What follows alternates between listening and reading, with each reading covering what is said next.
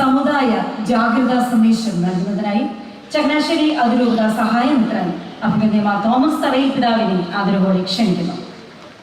ഈ യോഗത്തിന്റെ അധ്യക്ഷനായിരിക്കുന്ന KCCയുടെ global president advocate Biju പറയുന്നിടം, ഞങ്ങളുടെ എല്ലാം ഗുരുഭൂതൻ കൂടിയായ അഭിവന്യ പാലാ രൂപതാധ്യക്ഷൻ ജോസഫ് കല്ലറങ്ങാട്ട് പിതാവേ, അഭിവന്യ ജോസ് പുളിക്കൽ പിതാവേ, അഭിവന്യ ജോൺ നെല്ലിക്കുന്നൽ പിതാവേ, ഏറ്റവും പ്രിയപ്പെട്ട വൈദികരെ, അച്ഛന്മാരെ, പ്രിയപ്പെട്ട KCCയുടെ ആദരണീയരായ നേതാക്കന്മാരെ, പ്രിയപ്പെട്ട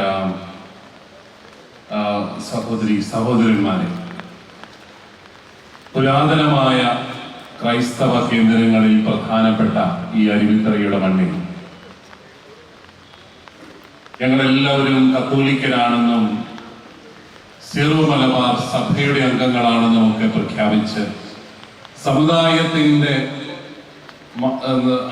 സമുദായത്തിന്റെ അഭിമാനമുള്ള മക്കളാണ് ഞങ്ങളെന്ന് പ്രഖ്യാപിച്ച് നമ്മളെല്ലാവരും ഇവിടെ ഒരുമിച്ച് കൂടി ഈ മഹാസമ്മേളനത്തിന്, ഈ ജന്മദിന സമ്മേളനത്തിന് എല്ലാ വിധത്തിലുള്ള ആശംസകളും സ്നേഹപൂർവ്വം നേരുകയാണ്.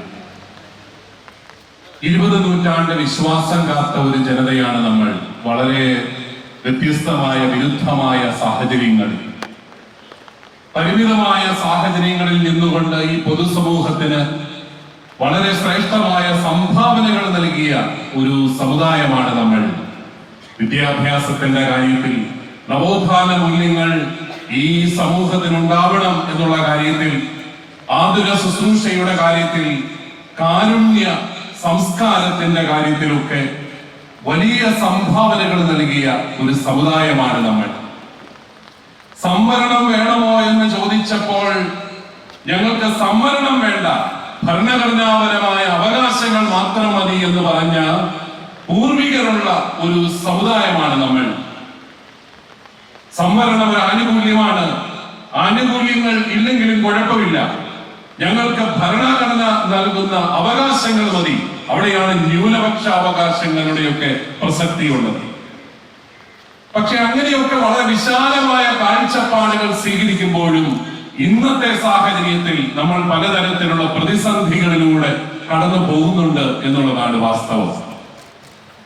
പലപ്പോഴും നമ്മളെ വോട്ട് ബാങ്കുകളായിട്ട് മാത്രം കാണുന്ന രാഷ്ട്രീയ മുന്നണികൾ, നമ്മൾ എങ്ങനെയെങ്കിലുമൊക്കെ വോട്ട് ചെയ്തോളൂ എന്ന് വിചാരിക്കുന്ന രാഷ്ട്രീയ പാർട്ടികളും, അവരെ നോക്കണ്ട, അവര് ഞങ്ങൾക്ക് വോട്ടേ തരത്തില്ല എന്ന് പറഞ്ഞ് നമ്മളെ പാടെ മാറ്റി നിർത്തുന്ന മുന്നണികളും ഒക്കെയായി നമ്മളുടെ ന്യായമായ അവകാശങ്ങൾ പോലും ഹനിക്കപ്പെടുന്ന ഒരു സാഹചര്യം എന്നുണ്ട്. ഈ കഴിഞ്ഞ ഇലക്ഷന്റെ, ഇപ്പോൾ നടന്നുകൊണ്ടിരിക്കുന്ന ഇലക്ഷന്റെ പ്രകടന പത്രികകൾ നിങ്ങളൊന്ന് വായിച്ചിട്ടുണ്ടാവുമെന്ന് ഞാൻ വിചാരിക്കുന്നു. നമ്മുടെ ഈ കൊച്ചു കേരളത്തിൽ ഈ ക്രൈസ്തവ സമുദായം അഭിമുഖീകരിക്കുന്ന ഏതെങ്കിലും ഒരു പ്രശ്നത്തിന് മാന്യമായ ഒരു പരിഹാരം നിർദ്ദേശിക്കാൻ ഈ രാഷ്ട്രീയ പാർട്ടികളുടെ പ്രകടന പത്രികകൾക്കായോ? ഇപ്പോൾ ഇവിടെ അഭിമന്യ പിതാക്കന്മാരും നമ്മുടെ നേതാക്കന്മാരും ഒക്കെ പറഞ്ഞു, വന്യമൃഗശല്യം, അതിനെക്കുറിച്ച് എന്തെങ്കിലും സാധാരണ മനുഷ്യന് മനസ്സിലാകുന്ന ഏതെങ്കിലും ഒരു കോമൺ സെൻസ് ഉള്ള ഏതെങ്കിലും ഒരു പരിഹാരമായിട്ട് കടന്നു വരാൻ ഏതെങ്കിലും ഒരു രാഷ്ട്രീയ പാർട്ടിക്ക് സാധിച്ചു?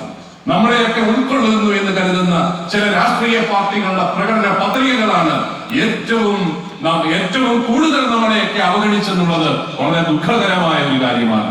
പരിസ്ഥിതി നിയമങ്ങൾ ശക്തമാക്കുമെന്നും വന്യമൃഗ സംരക്ഷണം ശക്തമാക്കുമെന്നും ഒക്കെ പറഞ്ഞ് പ്രകടന പത്രികകൾ ഇറക്കുമ്പോൾ ഇവിടെ ഈ വന്യമൃഗ ശല്യം മൂലം അതിജീവനത്തിന് വേണ്ടി ബുദ്ധിമുട്ടുന്ന ഒരു ജനതയുണ്ടെന്ന് ഓർക്കാൻ അവർക്ക് എന്തുകൊണ്ട് സാധിച്ചില്ല എന്നുള്ളത് നമ്മൾ ചിന്തിക്കണം.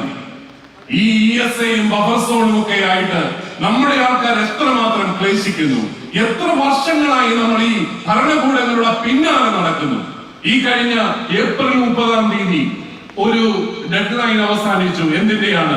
ESAയുടെ മാപ്പ് എല്ലാം കൂടെ കൃത്യമാക്കി കൊടുക്കാൻ പഞ്ചായത്തുകളിലേക്ക് മാപ്പ് അയച്ചു കൊടുക്കുന്നു.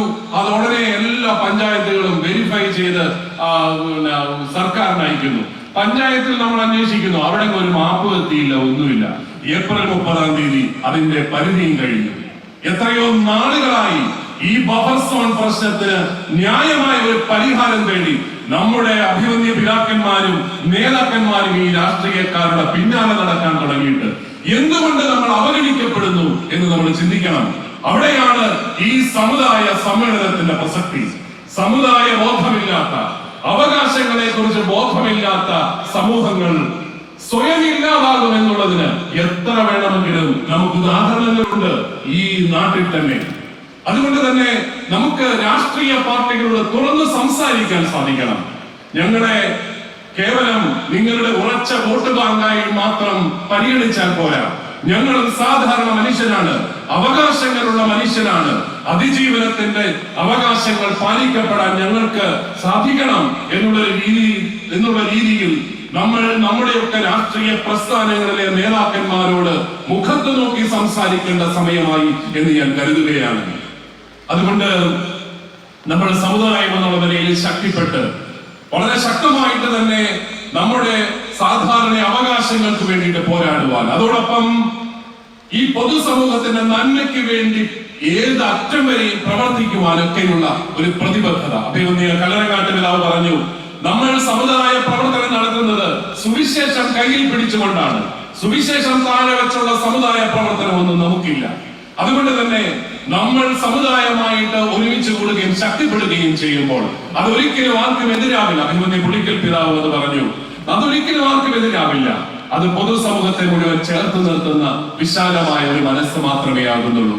നമുക്ക് നമ്മുടെ ആൾക്കാര് പല മേഖലകളിലും അവഗണിക്കപ്പെടുമ്പോൾ, നമ്മുടെയൊക്കെ ചെറുപ്പക്കാര് വിദേശങ്ങളിലേക്ക് കുടിയേറുമ്പോൾ അത് ഒന്ന് പുനഃപരിശോധിക്കണം എന്ന് പറയുമ്പോൾ നമ്മുടെ കുഞ്ഞുങ്ങൾ നമ്മളോട് ചോദിക്കുന്ന ഒരു ചോദ്യമുണ്ട്, ഇതാവേ ഞങ്ങൾക്ക് ഇവിടെ ജോലി കിട്ടുമോ?